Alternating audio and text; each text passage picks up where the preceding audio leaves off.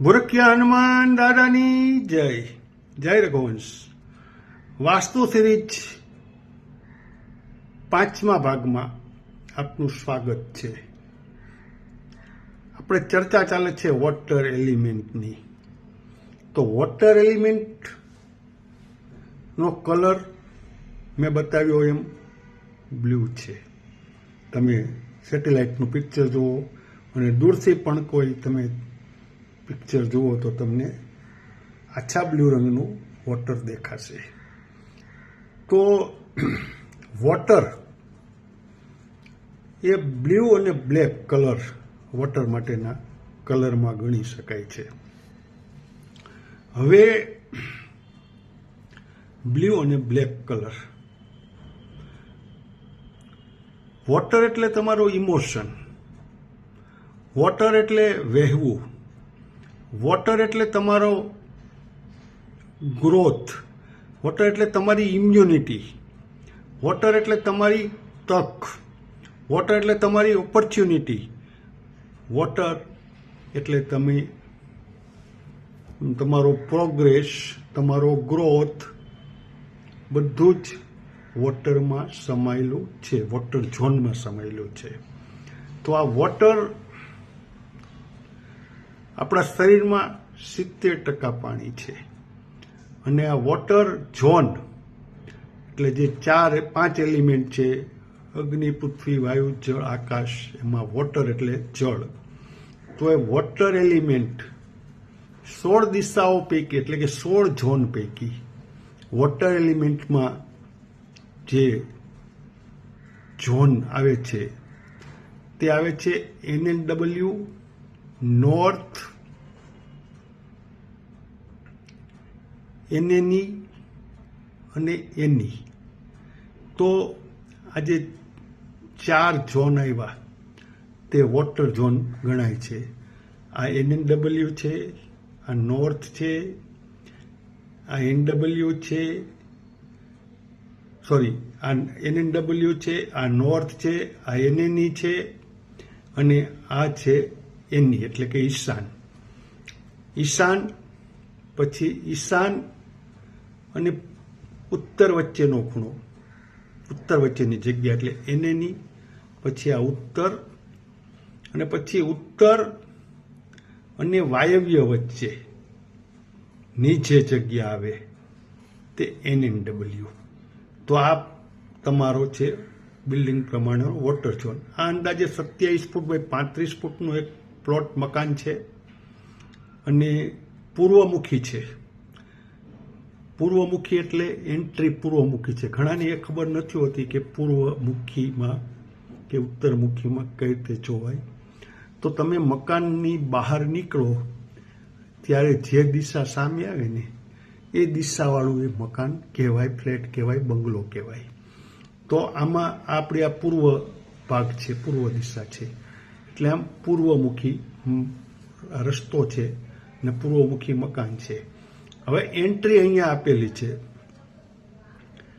એ થોડી ઈશાનમુખી પણ છે અને પૂર્વ બાજુ પણ આવી જાય છે. એટલે આ એન્ટ્રી છે એ અત્યારનો વિષય નથી, પણ ખાલી હવે પ્લાન છે એટલે સમજાવું છું. આગળ તો ખૂબ સમજાવીશ.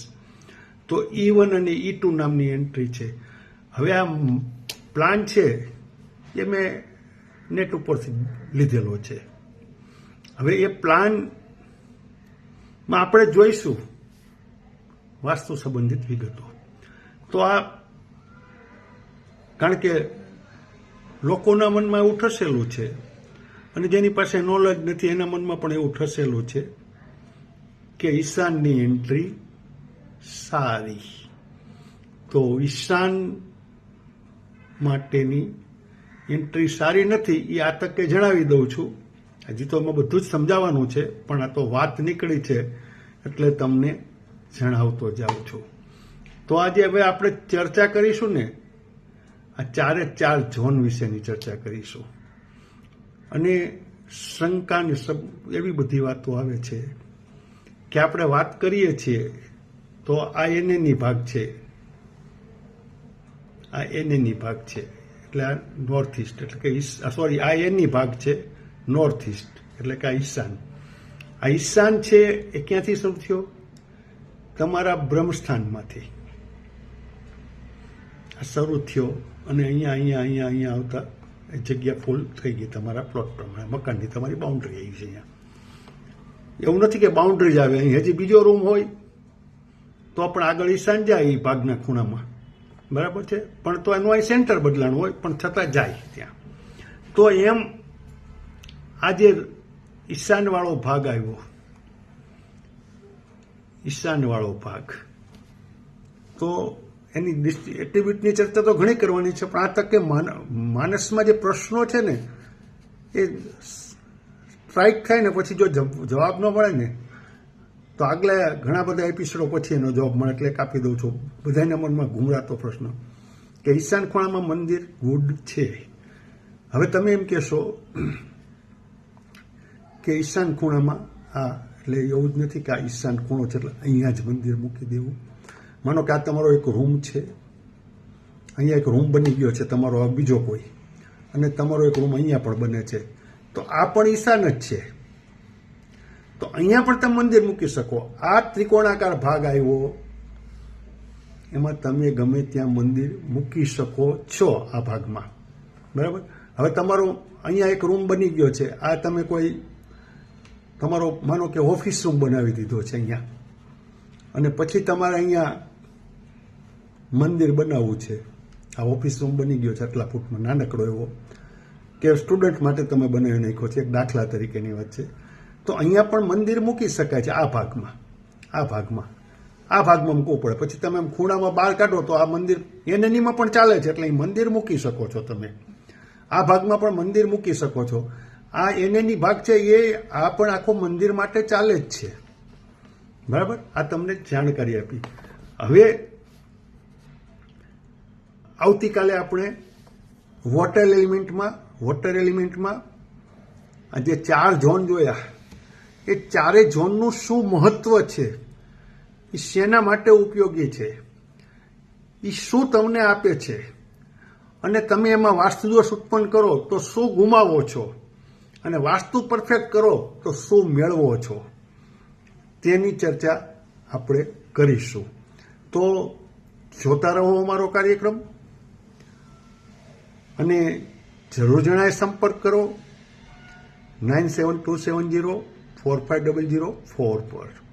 તો આ વાસ્તુ સિરીઝ આપને ખૂબ જ જ્ઞાન આપવા જઈ રહી છે, તો ચોક્કસ લાભ લેજો.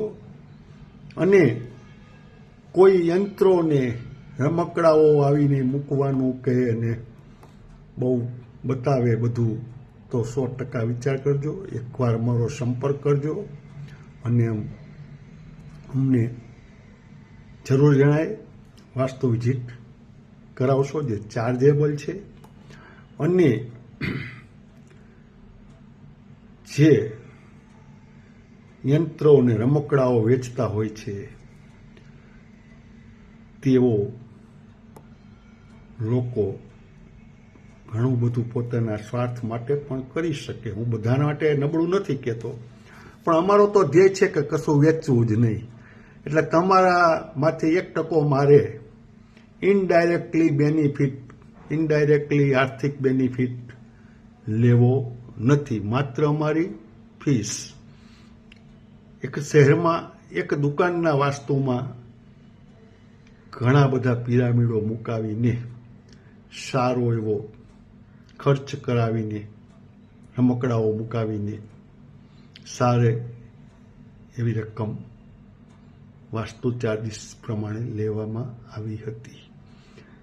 કારણ કે જે વસ્તુ મૂકવામાં આવે છે તેના માટે બહુ વર્ણન કરવામાં આવે, બધી વસ્તુમાં મારે હવે પડવું નથી એ બધી બાબતોમાં.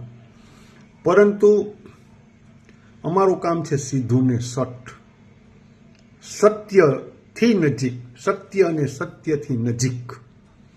નો ખોટું, નો કોઈ યંત્ર મંત્ર તંત્ર કરવું કે કરાવવું, કોઈને સજેશન કરવું ને કમિશન લેવું, કે રત્નની દુકાનમાંથી સજેશન લેવું કે વેચવું, અને દુકાનનું સજેશન કરાવીને કમિશન મેળવવું, એવી કશી જ બાબતો અમારી પાસે નથી. બસ મિત્રો, આજે બસ આટલું જ. આવતીકાલે મળીશું આગળના એપિસોડમાં. મને રજા આપશો.